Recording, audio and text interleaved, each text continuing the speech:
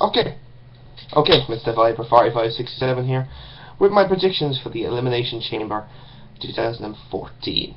This will be, I should say, in the Target Center in Minneapolis, Minnesota, and I'm kind of looking forward to this show, if I'm being honest. I think there's some the two matches, obviously the chamber match and the six-man tag. Just one sec, fix me glasses.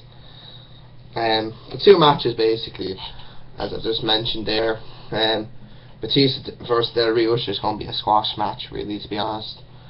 So I'm not looking forward to that one unless they, excuse me, if they surprise us with anything, which I doubt. But there's 6 matches on the card. Maybe, I don't know if they're going to add another one or not. Maybe they might do last minute. But let's get on with the predictions, shall we? The first, we'll start off with the Elimination Chamber kickoff show.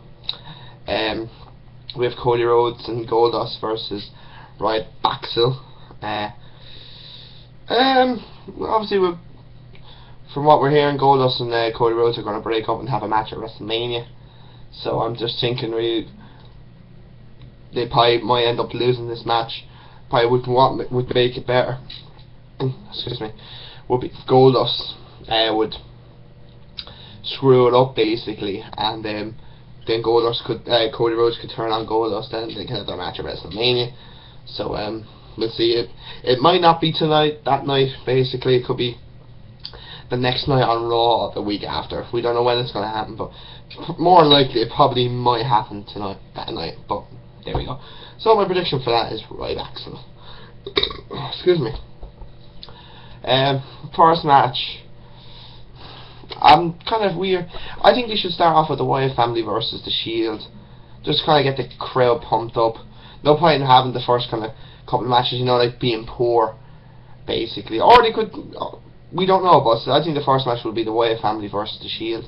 Looking forward to this. Obviously, the Wyatt family costing the Shield a chance of being in the Chamber match itself. So I think, obviously, Roman Reigns and Bray Wyatt are the two main people of the two groups. It'll be interesting. I think the Shield are kind of like the faces of this match, basically, because the way they've acted, like, it's more like a babyface kind of characters, like Roman Reigns calling out the Wyatts, him being the first to go face to face. But I think the Wyatt family will win, and that's when I think kind of maybe Dean Ambrose might turn on Roman Reigns. We don't know that. We don't know what's going on yet. Are they going to disband or what? But no, I think this potentially can be a really good match. Hoping for it to be over 3 stars, because I think if it's 3 stars, yeah, it's still good, but it's not as good as it should have been. Like anything over 3.5 stars, and they've done well, but just fingers crossed. Hopefully, I'm hoping for a 4-star match at least. I know I probably might be expecting too much, but they can get a 4-star match if they wanted to. So yeah, so wait, I think the Wyatt family will win this match. Next match, then we'll probably have the WWE Tag Team titles, maybe. The New Age Outlaws taking on the Usos. Obviously, the New Age Outlaws won the tag titles last month at the Rumble, at the kickoff show.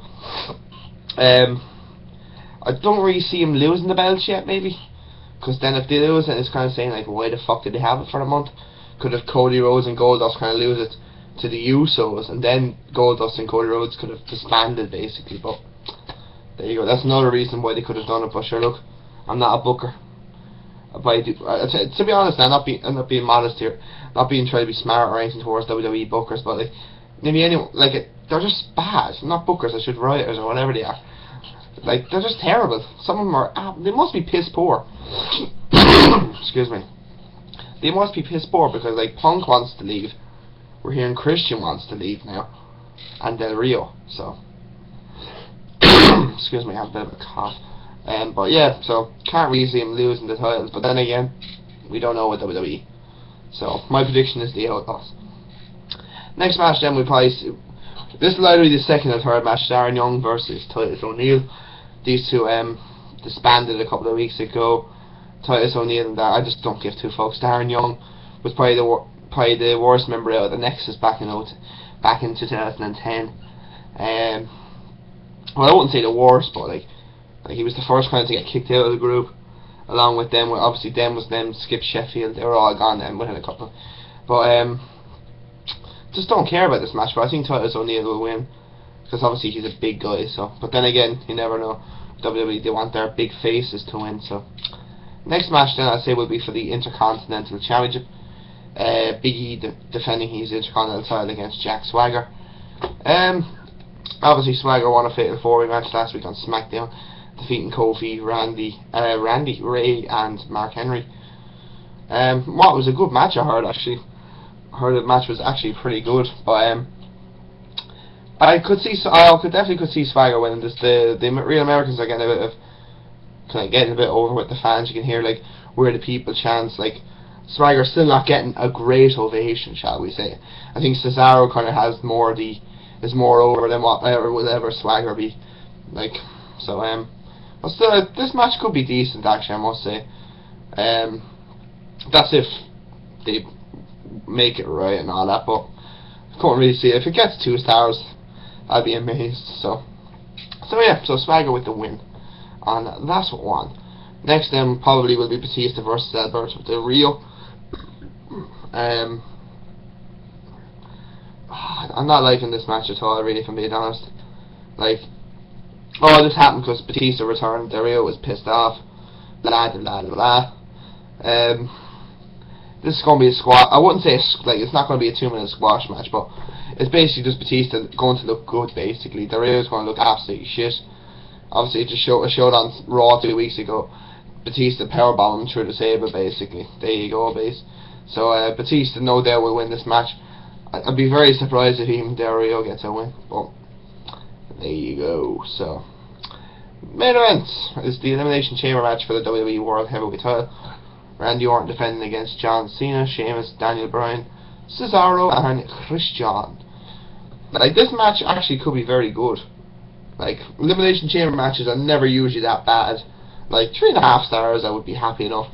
I think anything over 3 stars would be good for this match. Like, I'm not expecting great deals out of this. I'm hoping to see the Cesaro swing though in the chamber, which would be cool. But I do have 2 predictions for this one. It's either Orton or Cena, but like a lot of people are saying Daniel Bryan is going to get it, but I don't know. I couldn't see Bryan because Bryan versus Batista. No, thank you. I'd like to see Daniel Bryan take on Brock Lesnar at WrestleMania, if I'm being honest. Like Bryan versus Lesnar, that would be a pretty good match, but I think Lesnar's facing Taker. I think we don't know what's going on yet, but there's rumours saying that Undertaker should be on Raw on Monday night, which we'll only see. We'll have to see to believe, basically. So. Yeah, so, and also, I think, has Sting actually signed with the WWE or what? Yeah. I don't know what's going on. I've heard this now over the last, like, month or two. Something about Sting joining WWE. Like, I do agree. I think Sting should have signed in the early 90s. Even Ric Flair said that, like, Vince McMahon would have made him a superstar. But sure, we just have to deal with him. So, if Sting does sign for WWE after WrestleMania, obviously it's going to be Sting Taker next year. Which,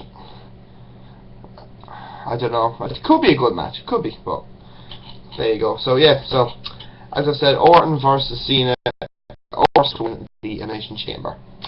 So there are me predictions on the Elimination Chamber. I will be watching that on Monday morning. Because I'm not. Well, it'll be on Monday like at 1 o'clock, but I'm not going to watch it until probably maybe mid-afternoon, maybe. Because I don't really stay up to watch pay-per-views anymore. I might stay up this year for WrestleMania, but sure, we'll see.